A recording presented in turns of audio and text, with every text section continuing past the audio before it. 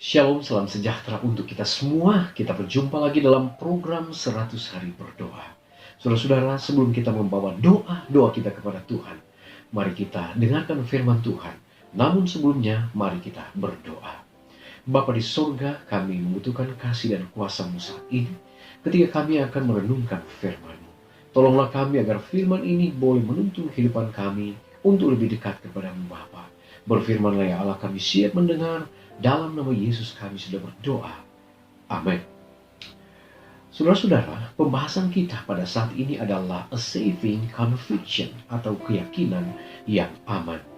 Ayat kita pada saat ini diambil di dalam Yohanes pasalnya yang ke-16, ayatnya yang ke-8 hingga ayatnya yang ke-11.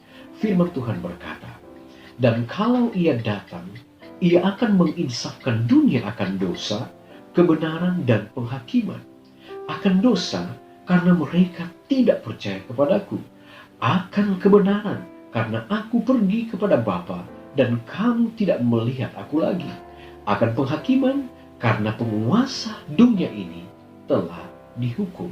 Saudaraku yang kekasih, ada 3 hal penekanan dalam ayat ini. Di sana mengungkapkan tentang bagaimana Roh Kudus, kalau dia datang ke dunia ini, dia akan insafkan dunia akan dosa. Itu yang pertama. Ketika Anda terlahir ke dunia ini, saudara dan saya sudah ada dalam keadaan berdosa, maka kecenderungan akan kehidupan dari manusia adalah melakukan kejahatan atau dosa. Sehingga peran dari Roh Kudus, dia adalah datang untuk menginsafkan kita. Yang pertama akan dosa. Saudara yang kekasih, saat mana kita mengetahui bahwa kita melakukan dosa, maka ada Roh Kudus yang datang membisikkan kita mengarah kepada sesuatu pelanggaran atau dosa. Maka Roh Kuduslah yang akan menginsafkan kita. Akan hal-hal inilah yang akan membuat manusia, ketika ada Roh Kudus yang datang bekerja, maka manusia akan melihat bagaimana dia akan terbebas dan bisa lepas dan bahkan akan keluar dari kungkungan. Yang pertama dosa, dia akan diarahkan kepada kebenaran dan dia akan melihat bahwa ada penghakiman yang akan menghakimi manusia, entah itu baik, entah itu jahat.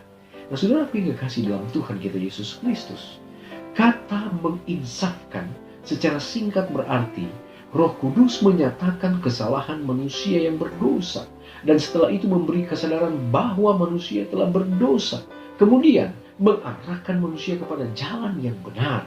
Namun, pekerjaan Roh Kudus jauh lebih dalam daripada menyatakan kesalahan orang. Mengapa? Oleh karena Roh Kudus memberi kesadaran dalam hati dan jiwa manusia yang paling dalam. Secara positif, Roh Kudus membawa orang berseru kepada jalan yang benar, yaitu kepada Kristus itu sendiri. Saudaraku yang kekasih dalam Tuhan kita Yesus Kristus, di dalam buku Kisah Para Rasul halaman 49, Ellen G. White menuliskan, janji Roh Kudus tidak terbatas pada usia berapapun atau ras apapun. Kristus menyatakan bahwa pengaruh ilahi dari Roh-Nya akan menyertai para pengikutnya sampai akhir. Dari hari Pentakosta hingga saat ini, penghibur telah dikirim kepada semua orang yang telah menyerahkan diri sepenuhnya kepada Tuhan untuk pelayanannya.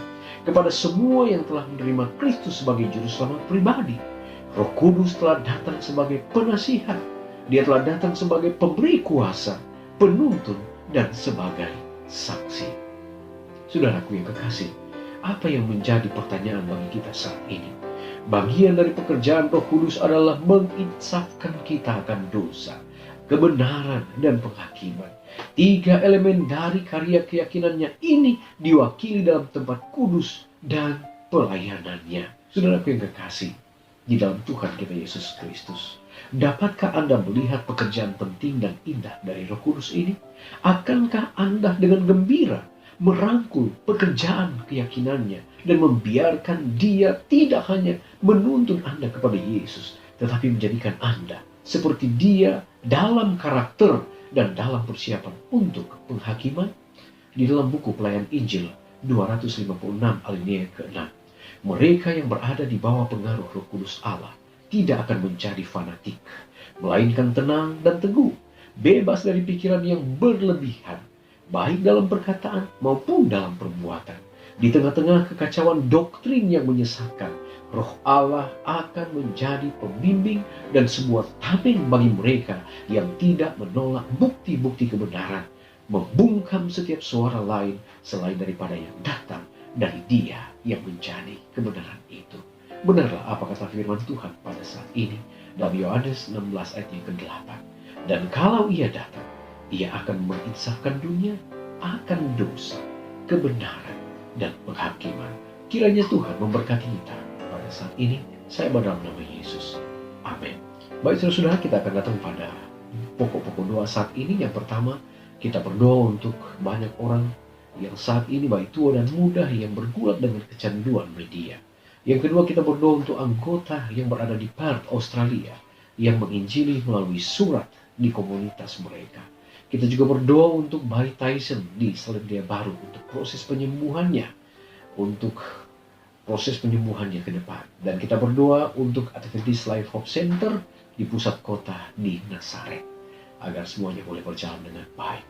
Baik saudara, mari kita luangkan waktu saat ini untuk berdoa bersama-sama. Kita berdoa. Bapa di sorga, kami bersyukur Tuhan oleh karena Engkau berikan kesempatan bagi kami untuk datang kepada Tuhan dalam program 100 hari berdoa. Kiranya firman yang sudah kami ikuti saat ini dapat menolong kami untuk menuntun kami, agar membiarkan Roh Kudus boleh menuntun kehidupan kami. Dan kami yakin oleh tuntunan Roh Kudus boleh menginsafkan kami manusia akan dosa, kebenaran, bahkan penghakiman. Kami datang pada Tuhan untuk membawa doa-doa dan permohonan kami. Tolonglah kami Bapa, agar kami boleh akan selalu melihat akan kasih Tuhan. Lebih daripada itu kami berdoa untuk para umat-umat Tuhan, baik orang tua, orang muda yang saat ini Bapa kecanduan sehubungan dengan media.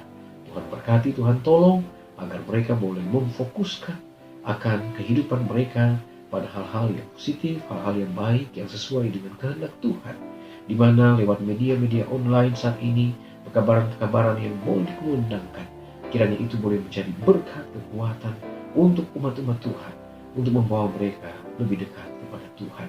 Kami juga berdoa Bapa untuk umat-umat Tuhan yang berada di Perth, Australia. Mereka menjalankan akan penginjilan lewat surat. Biarlah Tuhan akan berkati, sehingga komunitas di mana mereka akan jangkau boleh dimenangkan dan banyak jiwa yang boleh diselamatkan. Kami juga mau berdoa saat ini Bapa untuk bayi Tyson yang berada di Selandia Baru. Untuk proses pemulihan dan penyembuhannya kami hanya serahkan kepada Tuhan. Tolonglah dia ya Bapa. Dia boleh mendapatkan kesembuhan, dia boleh mendapatkan pemulihan yang sempurna. Dan kami yakin semuanya itu hanya berasal daripada Tuhan saja. Kami juga berdoa Tuhan untuk Adventist Life Hope Center yang berada di pusat kota Nazaret.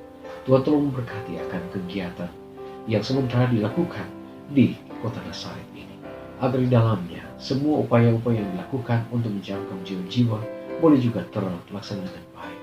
Bapa di surga, biarlah lewat Adventist Life Hope Center ini banyak jiwa yang boleh dimenangkan. Terima kasih Bapa, dengarlah doa kami, ampuni dosa dan kesalahan kami. Dalam nama Yesus kami sudah berdoa. Amin. Baik umat-umat Tuhan dimanapun Anda berada, pertemuan kita saat ini telah selesai. Kita terus berdoa karena kita yakin kita akan menerima jawaban doa sesuai dengan kemurahan Tuhan. Mari berdoa, kita tidak berdoa sendirian. Tuhan Yesus memberkati kita.